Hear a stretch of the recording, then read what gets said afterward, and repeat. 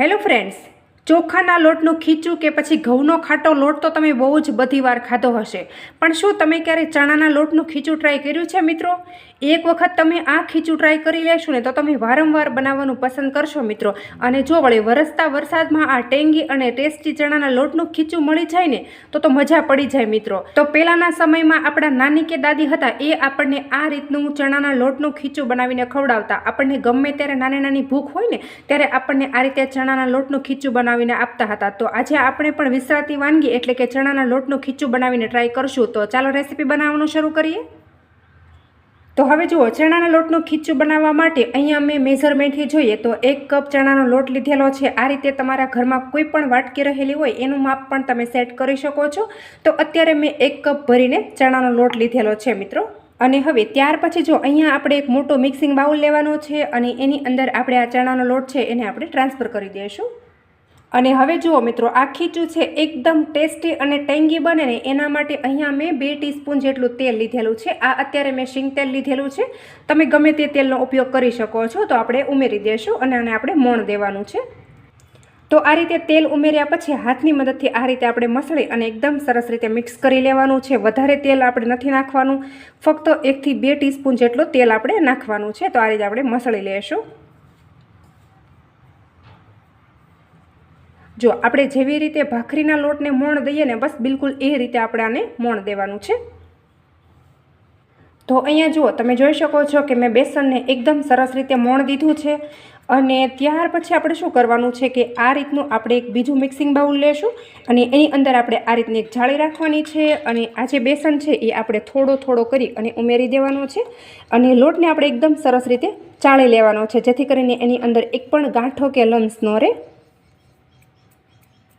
જો હવે આપણે આ રીતે ચાળી લેવાનો છે. એટલે આ રીતે તમે ચાળી લેશો એટલે લોટ છે એકદમ સરસ એવો સ્મૂથ થઈ જશે. જો આ રીતે ઉપર છે આ ગાંગડી છે એ બધી ઉપર આવી જશે અને લોટ છે એકદમ સરસ એવો ચડાઈ જશે. તો અહીંયા તમે જોઈ શકો છો કે મેં બેસનને એકદમ મસ્ત મજાનો ચાળી અને રેડી કરી લીધેલો છે. હવે આપણે આને સાઈડમાં કરી દઈશું અને ફરી વખત આપણે બીજું મિક્સિંગ બાઉલ લઈશું. અને હવે ત્યાર પછી આપણે આ જે મિક્સિંગ બાઉલ છે એની અંદર આ રીતે આપણે કપ રાખી દઈશું. તો જે કપ ભરીને આપણે બેસન લીધેલો હતો એ જ કપ ભરીને આપણે છાશ લેવાની છે. તો અહીંયા આપણે મેઝરમેન્ટથી જોઈએ તો સૌથી પહેલાં આપણે 1 કપ ભરી લઈશું.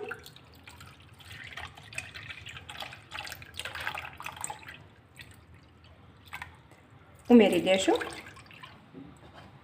અને ફરી વખત આપણે બીજો કપ ભરી લઈશું. તો અહીંયા આપણે 1 કપ બેસન હોય તો એની સામે આપણે 2 કપ છાશ લેવાની છે મિત્રો. તમારી છાશ વધારે ખાટી હોય તો તમારે થોડું પાણી એડ કરવાનું છે. એની જગ્યાએ તમે છાશનું માપ થોડું ઓછું કરી શકો છો. અને હવે ત્યાર પછી આપણે આ છાશની અંદર 1 ટીસ્પૂન જેટલું મીઠું નાખી દેવાનું છે. તો મીઠું આપણે ખૂબ જ ધ્યાન રાખીને એડ કરવાનું છે, કારણ કે હજી આપણે આને વઘાર કરીશું ને ત્યારે પણ આપણે મીઠું નાખવાનું છે. એટલા માટે આપણે મીઠું છે એ ખૂબ જ ધ્યાન રાખીને ઉમેરીશું. તો આ રીતે આપણે મીઠું ઉમેરી એકદમ સરસ રીતે છાશને હલાવી લેવાની છે, જેથી કરીને મીઠું છે બધું સરસ મજાનું ઓગળી જાય. તો બસ હવે આ બધી વસ્તુને આપણે સાઈડમાં કરી દઈશું અને આપણે હવે જઈશું ગેસ તરફ. તો હવે જુઓ, આગળની તૈયારી કરતાં પહેલાં એક વાત હું તમને જણાવી દઉં કે આ બધી વસ્તુને આપણે એકદમ મસ્ત મજાની એક પેસ્ટ બનાવીને રેડી કરવાની છે, જે વઘારમાં આપણને ખૂબ જ ટેંગી અને ટેસ્ટી લાગશે. તો આ બધી વસ્તુને આપણે સૌથી પહેલાં કટ કરી લઈશું. તો હવે જુઓ મિત્રો, અહીંયા આપણે એક મસ્ત મજાનો વઘાર કરવાનો છે. તો એના માટે અહીંયા મેં જાડા તળિયાવાળી ગેસ ઉપર કડાઈ રાખી દીધી છે અને હવે આપણે એની અંદર માપ મુજબ તેલ એડ કરી દઈશું. તો હવે જુઓ, અહીંયા આપણે તેલને એકદમ સરસ એવું ગરમ કરી લેવાનું છે. અને ત્યાર પછી અહીંયા જો 1 ચપટી જેટલી અત્યારે આપણે રાઈ લેવાની છે. તો વધારે રાઈ આપણે આની અંદર બિલકુલ નથી નાખવાની મિત્રો. અને ત્યાર પછી અહીંયા મેં ચપટી જેટલા તલ લીધેલા છે, ઉમેરી દઈશું. તો હવે જો આ બધી વસ્તુ એકદમ સરસ રીતે ક્રેકલ થઈ જાય ત્યાર પછી અહીંયા મેં મીઠા લીમડાની તીરખી લીધેલી છે, તો એડ કરી દઈશું. અને હવે ત્યાર પછી મેં જો અહીંયા લસણ લીધેલું છે, આ રીતે પેસ્ટ કરેલું ઉમેરી દઈશું. હલાવી લઈએ. જો ગેસની ફ્લેમ છે ને એ મેં બિલકુલ સ્લો રાખેલી છે, ખાસ નોટિસ કરજો તમે. અને ત્યાર પછી અહીંયા મેં 2 લીલા મરચાં આ રીતે કટ કરેલા લીધેલા છે, તો એડ કરી દઈશું. અને 1 નાની સમારેલી ડુંગળી લીધેલી છે, તો એ પણ આપણે ઉમેરી દઈશું. તો હવે આપણે સૌથી પહેલાં બધી વસ્તુને થોડી એવી ફ્રાય કરી લેવાની છે. સ્લો ફ્લેમ પર કરવાની છે મિત્રો, તમે ખાસ નોટિસ કરજો. તો નોર્મલ ડુંગળી થોડી બ્રાઉન કલરની થાય પછી આપણે રેગ્યુલર મસાલા પણ કરી લેવાના છે.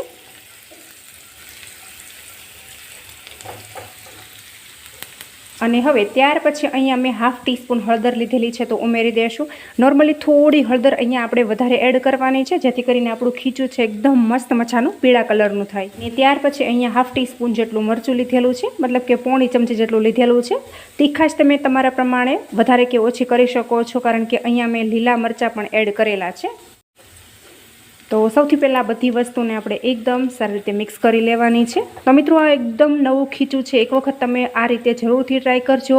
અને જો તમને આ રેસીપી સારી લાગે ને તો કમેન્ટમાં તમારો ફીડબેક જરૂરથી આપજો. અને તમે આ વિડીયો ક્યાંથી જુઓ છો ને એ પણ મને કોમેન્ટમાં લખવાનું બિલકુલ નહીં ભૂલતા મિત્રો.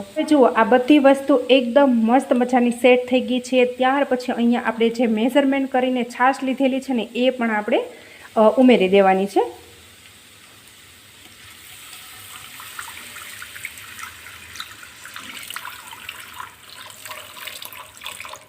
તો હવે અહીંયા જુઓ મિત્રો કે જ્યારે આપણે છાશ એડ કરતા હતા ને ત્યારે મેં ગેસની ફ્લેમ છે ને એ બંધ કરી દીધેલી હતી જેથી કરીને આપણી છાશ છે એ ફાટી ન જાય. તો બસ હવે એ છાશ આપણે ઉમેરી દીધી છે અને ગેસની ફ્લેમ છે ને એ આપણે ચાલુ કરી દઈશું. તો હવે આપણે એકદમ સારી રીતે આને મિક્સ કરી લેવાનું છે. તો અહીંયા તમે જોઈ શકો છો કે જરા છાશ આપણી ફાટેલી નથી. તો ઘણાનો કેવો પ્રોબ્લેમ થતો હોય છે કે જેવી છાશ એડ કરે ને એવી ફોદો ફોદો થઈ જતી હોય છે, પણ તમે અહીંયા જોઈ શકો છો કે જરાય આપણી છાશ છે એ ફાટેલી નથી. તો આ રીતે તમારી છાશ કે દહીં ફાટી જતું હોય ને ત્યારે તમારે ગેસની ફ્લેમ છે ને એ બંધ કરી દેવાની છે. અને જ્યારે તમે છાશ અને દહીં તમે ઉમેરી લો ને ત્યારે ગેસની ફ્લેમ તમારે ચાલુ કરી દેવાની છે. એ વાત તમે ખાસ નોટિસ કરજો, તો તમારું દહીં અને છાશ ક્યારેય પણ નહીં ફાટે. તો અહીંયા જો હું ટેસ્ટ પ્રમાણે થોડું મીઠું એડ કરું છું, કારણ કે આપણે છાશની અંદર પણ મીઠું એડ કરેલું હતું. તો માપ મુજબ અહીંયા આપણે મીઠું ઉમેરવાનું છે. હલાવી અને મિક્સ કરી લેવાનું છે. તો હવે જુઓ અહીંયા આપણો મસ્ત મજાનો ખીચાનો વઘાર થઈ ગયો છે. અને હવે જે આ રસો છે ને એને આપણે થોડી વાર માટે ઉકળી જવા દેવાનો છે. તો તમે 1 થી 2 મિનિટ આને આમનામ રહેવા દેશો હાઈ ફ્લેમ પર, એટલે એકદમ મસ્ત મજાનો ઉકળી જશે. અને ઉકળી જાય પછી આપણે આની અંદર લોટ ઉમેરીશું. તો અહીંયા તમે જોઈ શકો છો કે આપણો રસો છે એકદમ મસ્ત મજાનો ઓગળી ગયો છે. અને હવે આપણે બેસન ઉમેરવાનો છે.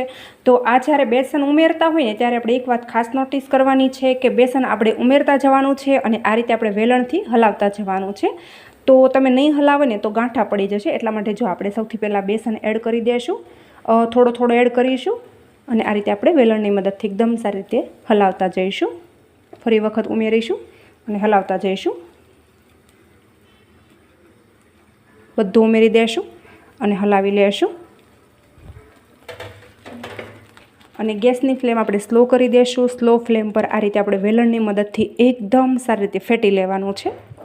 જો તમને આ રીતે વેલણથી ન ફાવતું હોય ને તો તમે વિસ્કર પણ લઈ શકો છો. અને હલાવવામાં આપણે ખૂબ જ ધ્યાન રાખવાનું છે. અને તમે જોઈ લો એકદમ મસ્ત મજાનું પોચું આપણું ખીચું બનીને રેડી થયું છે.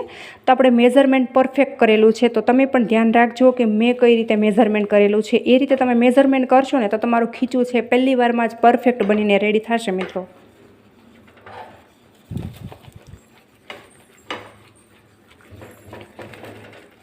તો હવે જુઓ અહીંયા આપણે ફટાફટ હલાવવાનું છે. થોડી વાર આ રીતે આપણે ઉતાવળ રાખીશું અને આ રીતે આપણે એક જ ડાયરેક્શનમાં ફેટી લેશું એટલે એકદમ મસ્ત મજાનું આપણું ખીચું છે એ લચકેદાર બનીને રેડી થાય મિત્રો. તો હવે અહીંયા જુઓ તમે જોઈ શકો છો કે જોતાં જ ખાવાનું મન થઈ જાય એવું પરફેક્ટ આપણું ખીચું બનીને તૈયાર થયું છે.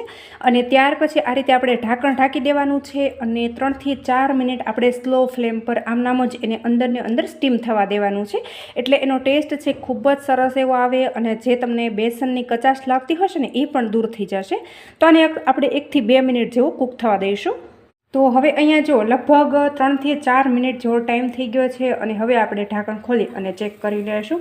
વાવ, તમે જોઈ શકો છો કે કેટલું મસ્ત મજાનું આપણું ખીચું છે એ કૂક થઈ ગયું છે. જો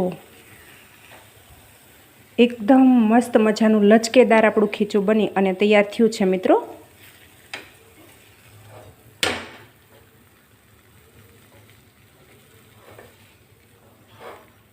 તો બસ હવે આપણે ગેસની ફ્લેમ છે એ બંધ કરી દઈશું અને આ ખીચાને આપણે એક પ્લેટમાં સર્વ કરી દેવાનું છે.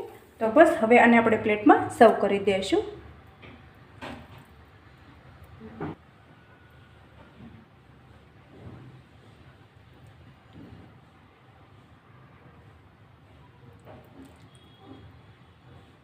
અને ત્યાર પછી અહીંયા જુઓ, અહીંયા આપણું ખીચું એકદમ મસ્ત મજાનું ટેસ્ટી લાગે ને એના માટે ઉપરથી આપણે કાચું શીંગ તેલ નાખવાનું છે.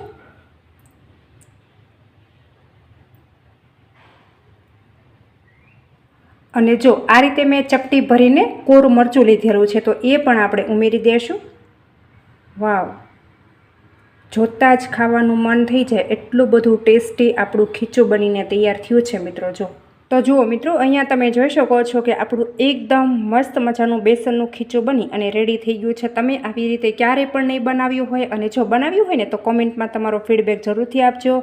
અને તમે આ વિડીયો ક્યાંથી જુઓ છો ને એ પણ મને કોમેન્ટમાં લખવાનું બિલકુલ નહીં ભૂલતા મિત્રો. જો હું તમને આ રીતે ચમચીમાં લઈને પણ બતાવી દઉં, એકદમ લચકેદાર અને જોતાં જ ખાવાનું મન થઈ જાય અને મોઢામાં મૂકતા જ ગળા નીચે ઉતરી જાય એટલું બધું સોફ્ટ બનીને રેડી થયું છે. અને જો આપણા ઘરમાં વૃદ્ધ લોકો હોય ને તો એના માટે પણ આ બેસ્ટ ઓપ્શન રહેશે અને એને પણ આ ખાવામાં ખૂબ જ હલકું ફૂલકું લાગશે મિત્રો. જો કેટલું સરસ બનીને તૈયાર થયું છે મિત્રો, જોઈ શકો છો તમે. તો જુઓ મિત્રો, આ રેસીપી તમને જરા પણ સારી લાગી હોય ને તો તમારા ફેમિલી ફ્રેન્ડ સર્કલમાં શેર કરવાનું બિલકુલ નહીં ભૂલતા. અને હજુ સુધી તમે મારી ચેનલ ઉપર નવા છો અને ચેનલને સબસ્ક્રાઈબ નથી કરીને તો બાજુમાં રહેલી ઘંટી દબાવી તમે મારી ચેનલને સબસ્ક્રાઈબ કરી લેજો, જેથી કરીને આવા અવનવા વિડીયો લાવો ને મિત્રો એનું નોટિફિકેશન તમને જલ્દી મળી જાય. Thanks for watching my video. આવજો, ફરી મળીશું એક આવા નવા વિડીયો સાથે.